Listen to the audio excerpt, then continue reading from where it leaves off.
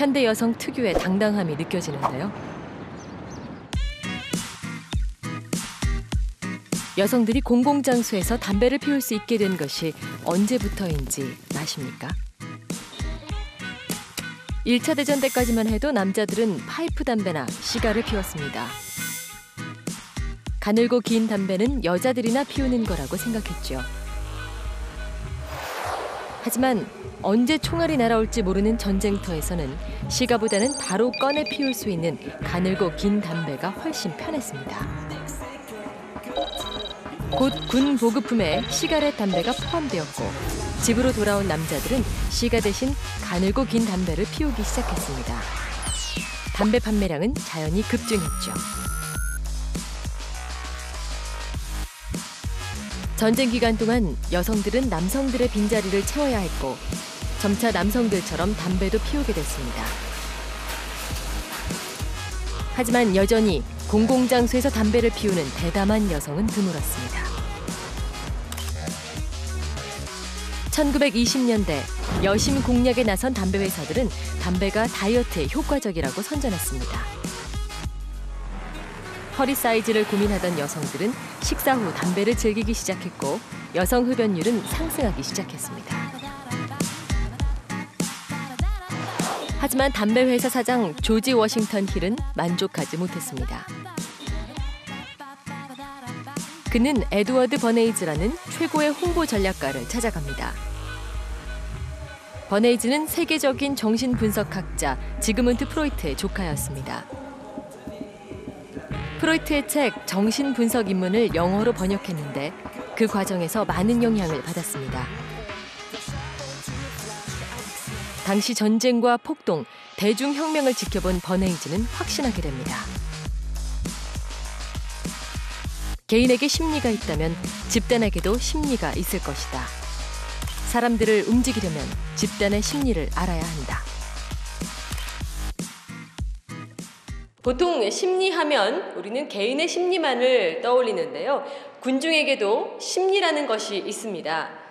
이 군중 심리의 가장 큰 특징은 바로 어디로 튈지 모르는 거대한 에너지라는 점인데요. 근대에 들어 이 군중이 가진 엄청난 에너지를 바라보는 전혀 다른 두 개의 시선이 등장했습니다. 대중심리 역사에서 빼놓을 수 없는 사람이 있습니다. 바로 프랑스의 사회학자 구스타브 르봉입니다. 1895년 그는 책 한 권을 펴냅니다. 바로 군중 심리학입니다. 이제 대중은 정치 세력으로 부상했고 그 대중을 움직여야 권력을 잡을 수 있다고 주장했습니다.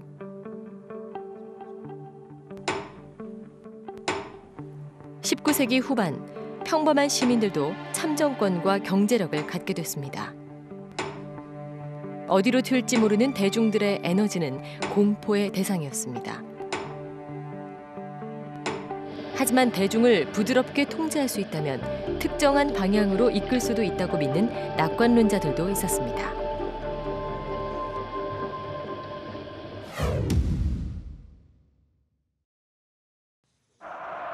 선전이라는 뜻의 프로파간다는 나치즘이나 파시즘을 연상시키는 부정적인 의미가 강했습니다. 사람들은 새로운 용어를 고민하게 됩니다. 바로 PR의 탄생입니다.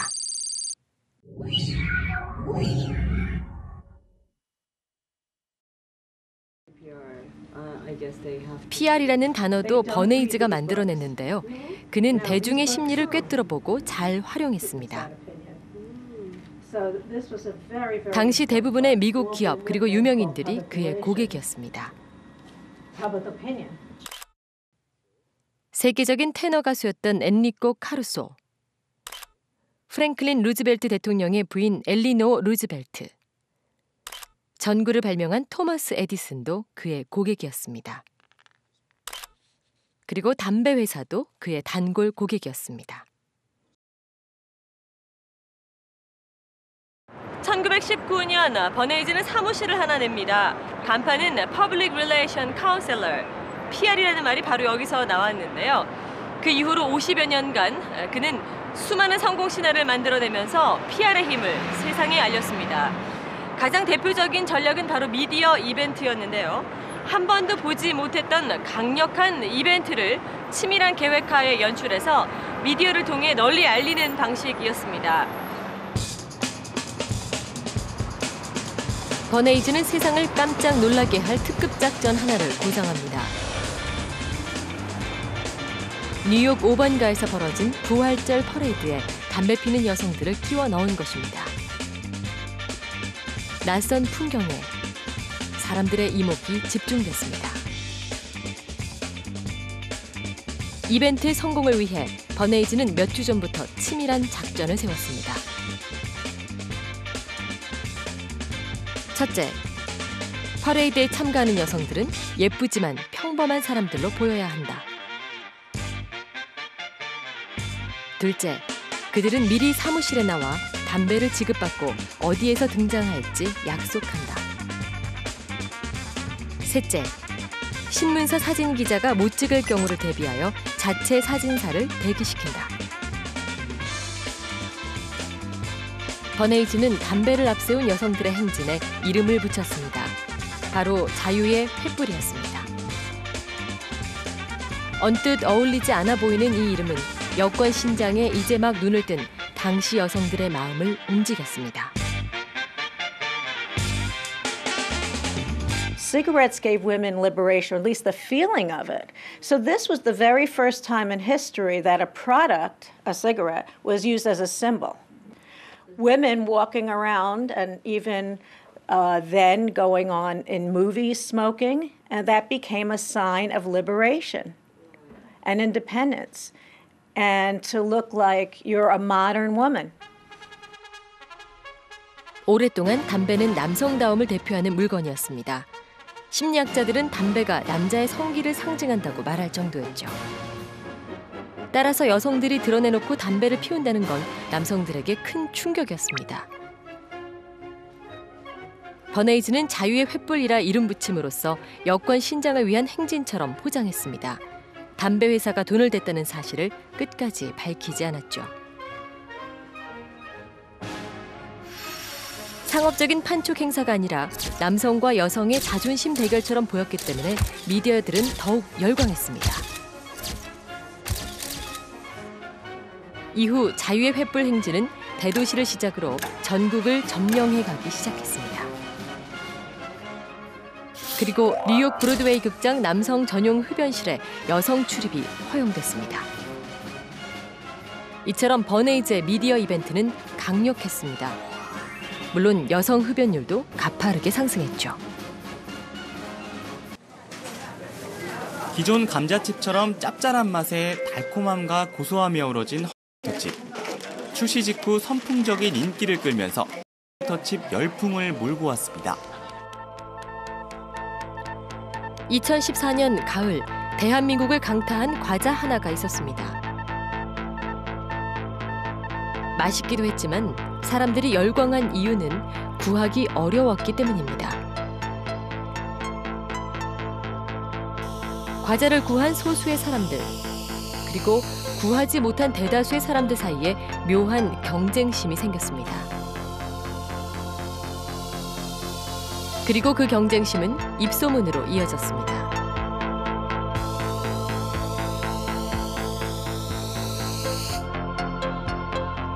출시 초기에 버터칩은 구하기 어려웠던 게 아니거든요. 그러니까 통상적으로 1+1 행사라든지 이런 걸 진행을 다 했습니다. 그리고 얼리 어도터들이 그 버터칩을 먹어보고 기존과는 전혀 다른 감자칩의 맛, 그리고 그 맛이 대단히 놀라웠다 하는 그런 표현들을 가감없이 솔직하게 SNS에 올려놨고, 그러한 것들이 다른 젊은층 SNS 이용자들에게 관심과 궁금증 그리고 호기심을 증폭시켜서 그로 인해서 버터칩 품귀 현상으로 또 이어진 거죠. 질투를 유발하는 스타들의 인증샷이 입소문을 더욱 확산시켰습니다. 과자 사냥에 성공했다는 스타들의 경험담이 소셜 네트워크에 계속 올라왔고, 스타를 기용한 TV 광고보다 오히려 더 효과적이었습니다.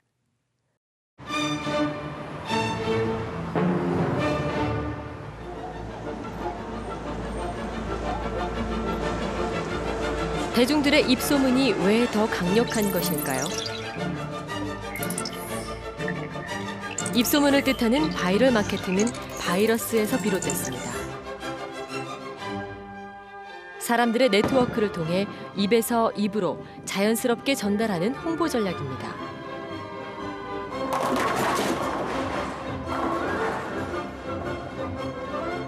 그 효과는 상상 이상입니다.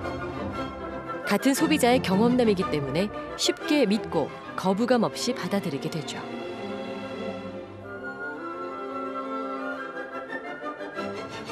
이제야 행복한 표정이군요. 소셜미디어 시대, 더욱 위력을 발휘하고 있는 바이럴 전략. 놀랍게도 이 바이럴 전략은 에드워드 버네이즈의 작품입니다.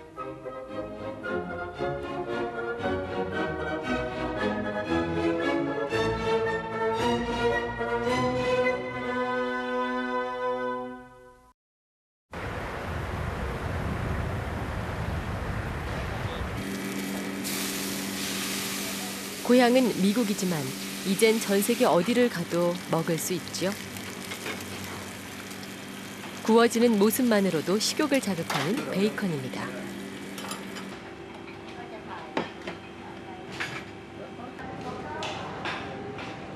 아메리칸 브렉퍼스트는 달걀에 베이컨을 곁들여 속을 든든하게 채워주는 아침 메뉴인데요. 이걸 처음 만든 사람도 바로 에드워드 버네이즈입니다. 다시 미국으로 가보겠습니다. 그 사이 미국인들의 아침 식사는 매우 다양해졌습니다. 하지만 베이컨은 지금도 변함없이 아침 메뉴로 사랑받고 있죠.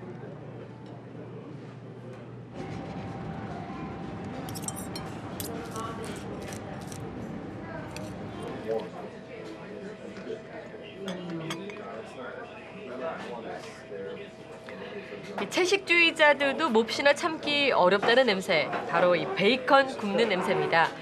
아메리칸 브렉퍼스트는 빵과 음료로 이루어진 유럽식 아침 식사에 따뜻하게 준비된 달걀과 베이컨이 얹어진 메뉴인데요. 미국을 대표하는 메뉴로서 지금은 미국인들은 물론이고 전 세계인들의 사랑을 받고 있지만 1910년대까지만 해도 존재하지조차 않았던 메뉴라고 합니다. 그런데 버네이즈는 과연 어떻게 미국인의 식탁과 입맛을 단번에 바꾸는데 성공했을까요? 이번에는 베이컨 회사가 버네이즈를 찾아옵니다. 베이컨 판매량을 늘려달라는 것이죠. 버네이즈는 한 내과 의사를 찾아갑니다. 왜 그랬을까요?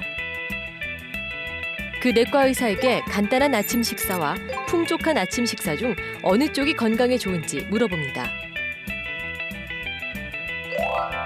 돌아온 답은 풍족한 아침 식사였습니다. 이에 버네이즈는 한 가지 아이디어를 더 냅니다. 5,000명의 의사들에게 같은 질문을 물어봅니다. 이 중 4,500명의 의사들이 풍족한 아침 식사가 낫다고 했습니다.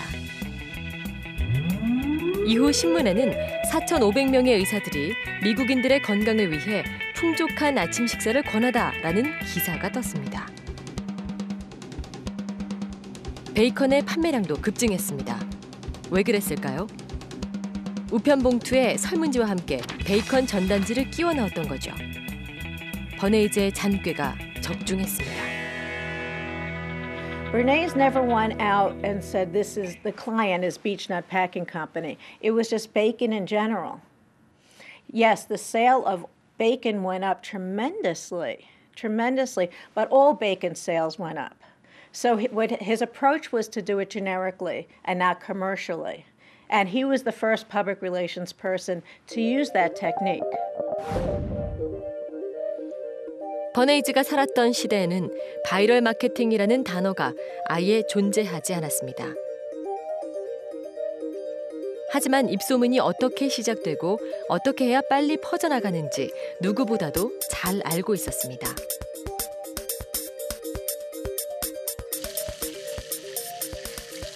세상에 닮은 사람은 있어도 똑같은 사람은 없습니다. 우리의 생각과 의견 또한 제각각이죠. 하나의 콩알이 각각의 개인이라면 사회적 이슈에 대한 우리의 의견은 이렇게 찬성과 반대가 고르게 나뉘게 됩니다. 하지만 화면 속 작은 기둥처럼 무언가가 끼어든다면 우리의 의견은 한쪽으로 흐르게 됩니다. 예를 들면 전문가의 추천이나 설득 같은 거죠. 그 결과 우리들의 의견은 이렇게 한쪽으로 쏠리게 됩니다. 바이럴 마케팅이라는 게 초반에 있을 때는 기업들이 자꾸 개입하려고 하죠. 바이럴 마케팅이라는 뒤에 마케팅을 붙임으로써 뭔가 3자 서드 퍼슨 이펙트라고 하는 3자 효과를 일으키기 위해서 그 객관성을 좀 자기들이 담보하기 위해서 기존에는 언론에만 의존하던 부분에서 스스로가 객관적인 입장에서 뭔가 소비자들에게 정보를 전달하고 싶다라는 니즈에서 나온 게 바로 바이럴 마케팅이거든요. 그러다 보니까 왜곡되고 굉장히 과도한 그리고 스스로가 많이 개입한 의도된 컨텐츠들을 만들어내는 이런 그 악습들이 좀 생겨나지 않았냐, 부작용이 있었다라고 저는 보여지고요.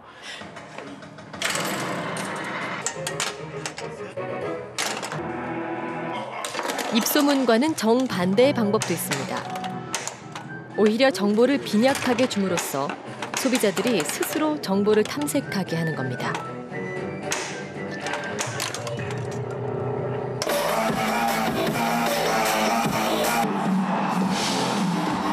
요즘 젊은이들이 열광한다는 한 음악 페스티벌. 표를 구하기 어렵기로 소문이 나 있는데요. 이 뜨거운 호응은 짜릿한 전자음악의 힘만은 아닙니다. 요즘의 대중, 특히 젊은이들의 취향을 정확하게 겨냥했기 때문입니다. 이 페스티벌 홈페이지는 그리 친절하지 않습니다. 최소한의 정보만을 제공해 자발적인 검색을 유도합니다. 어렵게 찾은 정보는 순식간에 퍼집니다. 저희도 파워블로거를 비롯한 어떤 오피니언 리더들이나 이런 바이럴 전문가들의 도움을 전혀 안 받는 것은 아니고요. 어느 정도 받지만 절대 많이 힘을 실지는 않고 있어요. 왜냐하면 요즘에 소비자들이 주체적으로 정보 탐색하고 커뮤니케이션하는 걸 중요하게 생각하면서 그런 인위적인 바이럴은 잘 가려내시기 때문에 이건 의도된 거다 이렇게 생각을 하고 있기 때문에 솔직하고 자연스럽게 올리고 공유하는 것이 오히려 저희의 마케팅에 더 도움이 많이 되고 효과적이기 때문에 인위적인 그런 바이럴 마케팅은 점점 줄여가고 있습니다.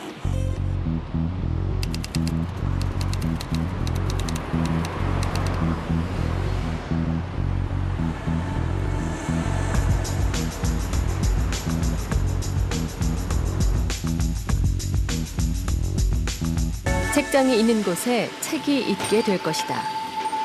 버네이즈의 말인데요. 무슨 뜻일까요?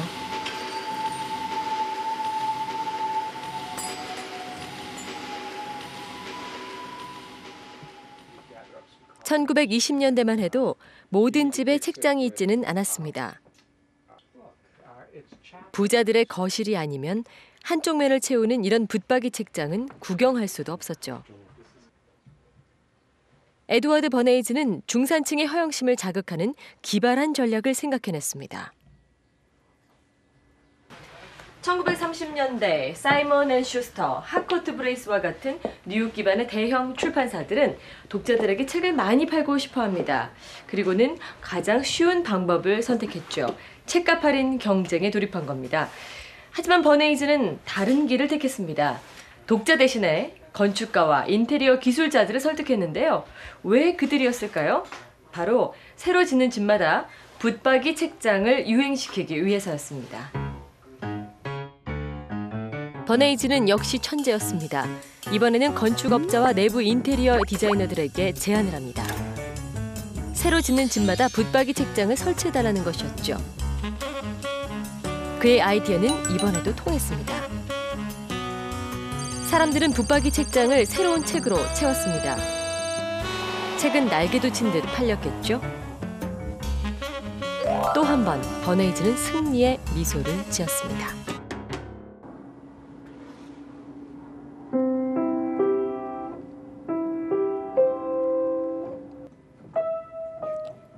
책뿐만이 아니었습니다.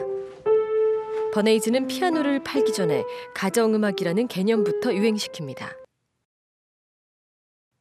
고전음악을 집에서 들을 수 있다는 상상에 너도 나도 피아노를 구입했고 온 가족이 거실에서 노래를 부르는 풍경은 중산층의 상징이 됐습니다. 단순히 상품 하나를 판매하는 게 아니라 소비자의 삶을 파고드는 라이프스타일 전략. 버네이즈는 이렇게 우리의 삶과 소비에 대한 생각 자체를 바꿔놨습니다. 버네이즈는 평생 뉴욕 맨하튼 최고급 펜트하우스에서 살았습니다. 그는 자본주의가 더 풍족한 세상을 만들 거라고 믿었습니다. 그리고 상품에 대한 대중들의 욕망을 계속해서 만들어주는 대중 유혹의 기술을 완성했습니다. Now, for a long time, most people in the general public in the United States had no idea who Bernays was. Bernays' name was not well known. People in the profession knew who he was, but your ordinary folks didn't know about him. But what was more interesting is, for me, is that he's this guy who creates a connection between